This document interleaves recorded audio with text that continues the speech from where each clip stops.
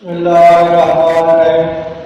حضرت ابو سعید خدری رضی اللہ تعالیٰ عنہ نے ارشاد فرمایا کہ حضور کریم صلی اللہ علیہ وآلہ وسلم جب نماز سے فارغ ہوتے تو 3 بار فرماتے: سبحان ربک رب العزت عما یصفون وسلام علی المرسلین والحمد للہ رب العالمین۔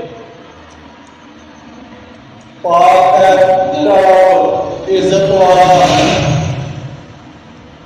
اور ایبوں سے جو کافر کہتے ہیں، اور سلام ہو سب رسولوں علیہ السلام پر، اور ساری تعریف اللہ پروردگار عالم کے لیے ہے۔ آمین۔